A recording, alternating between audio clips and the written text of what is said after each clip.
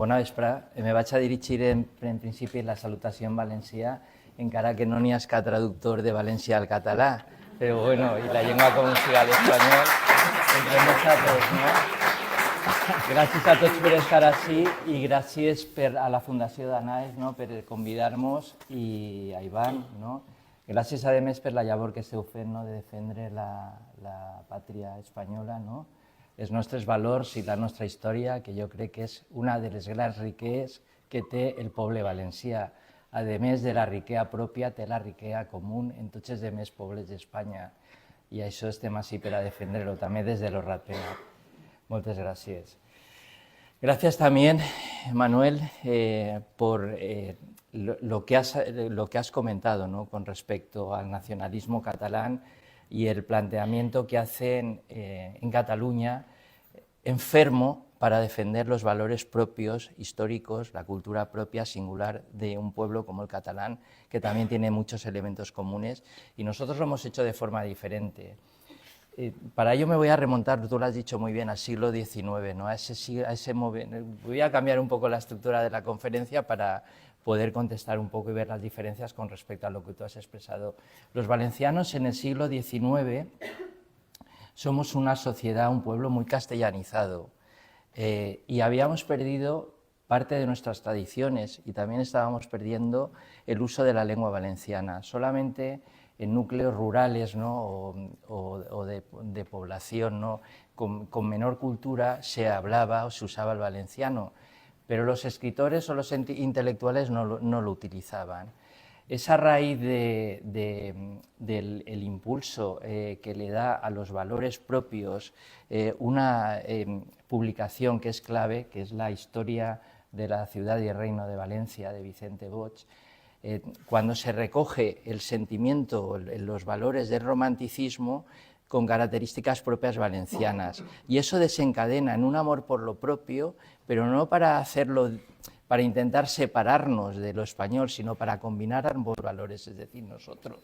Nunca, además, así lo han hecho también en los Ratpenat, que al final ese movimiento regionalista, ¿no?, ese movimiento de recuperación de los valores autóctonos, ya al final, en 1878, crea la Sociedad Los Ratpenat, que recoge a personas de diferentes ideologías, ¿no?, fundamentalmente los dos grupos más divididos. Hay que recordar que el siglo XIX es un siglo muy convulso, es un siglo con varias guerras carlistas, con movimientos revolucionarios importantes. Es un momento de pérdida de colonias, hay una pérdida del sentimiento y del orgullo nacional, y los Ratpenat tiene en la sociedad valenciana hay como dos grandes movimientos que recogen una solución, ¿no?, política y social a esos grandes conflictos, ¿no?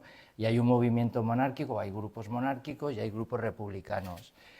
Dos sectores muy enfrentados socialmente y políticamente, pero que se reúnen en los Ratpenat para recuperar nuestros valores y nuestra historia y ponerlos y darlos a conocer, ¿no? Y sobre todo recuperar la lengua valenciana que se estaba perdiendo. Eso hace que ese movimiento, que es la Renaixença, que se produce unos años después de la Renaixença catalana, que despierte el interés de los catalanes por acercarse a los valencianos y mantener como un movimiento común. Pero los valencianos siempre hemos sabido acercarnos a lo catalán, si podemos tener a lo mejor algún elemento común, ¿no?, como lo tenemos con los murcianos o con los gallegos o con otros pueblos de España, pero no eso nos hace estar dentro de ese ámbito cultural común que ellos quieren para separarnos de lo español. Y ahí es donde estos primeros intelectuales se acercan a los catalanes, ¿no?, en primero, intentando decir que sí que tenemos una raíz común en la lengua y tal, y vemos que todo eso nos va fallando porque siempre desde el catalanismo cultural, desde el movimiento de la Renaixença catalana, hay una voluntad de absorción y además una voluntad de crear un ámbito cultural común para pelear y para luchar contra España. Y ahí es donde no encuentran a la mayoría de los valencianos. De hecho, aquí nunca hemos tenido partidos, nunca han tenido un reflejo político en partidos separatistas, han existido partidos políticos separatistas, pero con unos resultados electorales muy bajos, y sí que en cambio han existido partidos regionalistas con un relativo éxito electoral. Hoy en día no tenemos partidos que representen, tenemos partidos nacionales, tenemos un partido de ámbito autonómico, pero que es un partido catalanista, que sí que coge la bandera de ese catalanismo. Eso es muy importante. Pero esa voluntad de anexión es continua, desde la Renaixença hasta el momento actual, y siempre con una finalidad que trasciende lo cultural y que va a lo político. La nación catalana no se sostiene sin el Reino de Valencia y sin las Baleares, y ellos lo saben, a nivel cultural y a nivel político. Necesitan de nosotros para que su proyecto sea viable. Y eso hace que encuentren aliados, primero, evidentemente en nuestra sociedad, es una sociedad cultural que desde el principio, ya he hablado que hay monárquicos y liberales, al final monárquicos y republicanos, los poetas de Guante y los poetas de Espardeña, al final deciden nombrar un presidente que es liberal, un movimiento que surgía entonces como algo más novedoso para poder entenderse. Es importante que nosotros, en los Ratpenat, siempre hemos tenido claras estas cuestiones, aunque también siempre a veces hemos estado contaminados por sectores, y eso es lo que hay que entender, que defendiendo la cultura, las tradiciones, nuestros valores propios y autóctonos, no estamos luchando contra los valores comunes. Eso es muy importante, más hoy que hay una mesa aquí de defensores de la nación española y que estáis muchos representantes de un partido que es un partido patriótico español. Los Ratpenat es un movimiento o es una asociación cultural que, defendiendo lo propio, no es enemigo de España, al contrario. Lo que no podemos perder los valencianos es esos valores que suman a los valores comunes los valores propios y nos dan riqueza. ¿Qué es lo que no hacen otros intelectuales? Intelectuales como Vicente Andrés Cestellers o Joan Fuster. También muchas veces ellos se vinculan a los Ratpenat y luego, cuando ven que la línea de los Ratpenat es una línea cultural no separatista, acaban yéndose de nuestra entidad y agrupándose en otros sectores. Fundamentalmente, ¿dónde tienen acogida? Tienen acogida en los sectores de la universidad. Bueno, aquí hay varios compañeros que vivimos la época, bueno, estábamos hablando finales del 19, en Valencia hay poco catalanismo, nuestro movimiento cultural es capaz de desarrollar una gramática propia. Los Ratpenat le encarga al padre de Fullana realizar una gramática, hay una primera cátedra de lengua valenciana en la universidad. Es que todo esto ustedes lo conocen, la mayoría de caras son caras de valencianos que además conocen estos temas, ¿no? Pero es importante recordarlo. Tenemos una silla que representa la lengua valenciana en la Academia Española, ¿no? Y luego se funda una entidad como la Real Academia de Cultura Valenciana para defender también la historia y la cultura y la lengua propia de los valencianos. Es decir, nosotros vamos haciendo trabajo por lo propio, pero al mismo tiempo van surgiendo personajes y entidades culturales que se alinean con las tesis del catalanismo. Pero nunca para decir simplemente que la lengua valenciana y el catalán son la misma lengua, que lo dicen, sino con una finalidad que va más allá, una finalidad siempre política, una finalidad de crear esa idea, ¿no? Que conocemos de una misma lengua, un mismo pueblo. Eso, sobre todo luego, a partir de los años 60, con un libro fundamental, que es el libro de Joan Fuster, de Nosotros es Valencians. Él crea todo un ideario, crea digamos una idea, ¿no?, como una ilusión de lo que tendría que ser la sociedad valenciana, la cultura valenciana, para salir de ese lugar, ¿no?, arcaico, obsoleto, folclórico en el que está instalado. Él dice, claro, si vosotros seguís siendo así, seguís siendo españoles y defendiendo lo valenciano, no vais a salir de ese folclorismo y de esa bajeza intelectual en la que os movéis. Para poder superar esa circunstancia tenéis que daros cuenta que todo lo que habéis hecho hasta ahora desde el punto de vista cultural es reprobable y hay que asociarse con lo que es el futuro, con lo que es Europa, que es el catalanismo. Y a partir de ese libro, de Nosaltres el Valencià, se crea todo un sustrato ideológico, que es ese del fusterianismo, que es el que ha alimentado esencialmente el pancatalanismo. El caso de Estellés, lo has dicho muy bien, es que es totalmente diferente. Voy a hablar ahora, sí que me voy a lo que había preparado un poco, cuáles son las diferencias y las similitudes, ¿no?, entre Fuster y Estellés.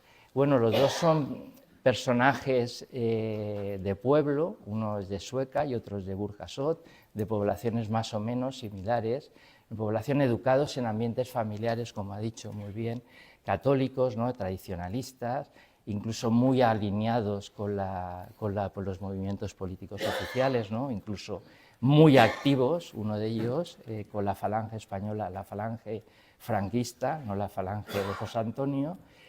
Y bueno, y eso es lo que hay. Y luego profesionalmente son dos personas que tienen una característica exactamente igual, que son dos personas frustradas profesionalmente. Y además tienen ese odio, ¿no?, y digamos, ese despecho, ¿no?, hacia la sociedad que no les ha dado una oportunidad.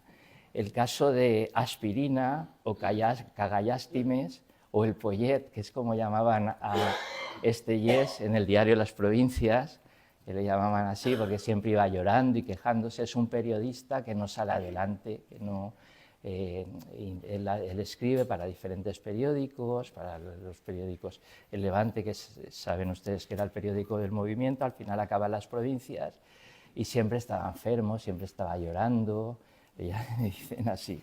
Esto lo dice Nicolau Primitivo, no lo digo yo.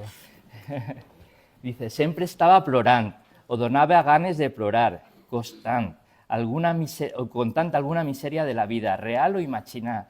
Quan deixà de treballar en el periòdic per malaltia i es va posar a medrar, gràcies al catalanisme, li canvià inclús el caràcter. Esa es la clave de los dos. Dos personajes frustrados, el caso de Fuster es exactamente lo mismo. Un personaje de pueblo que intenta salir adelante, que estudia Derecho, no le gusta mucho. No sé, Miquel Nadal, que es el director general de Cultura, dice que no acaba la carrera, no llega a acabar la carrera de Derecho. Luego, en las biografías oficiales, como el del Wikipedia, Google, todo esto lo dominan los catalanistas, dicen que acaba la carrera de Derecho en el 47 y monta un despacho y ejerce como abogado, algo que yo creo que será mentira, como otra mentira más de las muchas del catalanismo. Y desde el 47, que se supone que acaba Derecho, hasta que publica algo más o menos destacable, el primer ensayo destacable, que es el que publica sobre el realismo, ¿no?, en el 1955, que al final es una crítica del arte renacentista, ¿no?, y del arte figurativo, y ensalza el modernismo, ¿no?, del arte abstracto, pues no publica nada que sea relevante.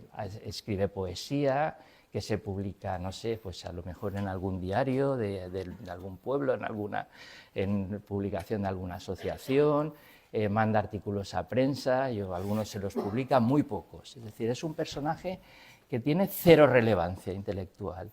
Entonces tenemos a los dos personajes, son exactamente iguales, dos personas fracasadas económica y profesionalmente, y además muy resentidos con la sociedad por esta circunstancia, y que intentan labrarse un camino pues desde el punto de vista intelectual, que es como el que más acomodo les da, ¿no? O el que les permite algunas facilidades. Igual, claro, todo cambia en 1962 cuando publica Nosaltres el Valencians.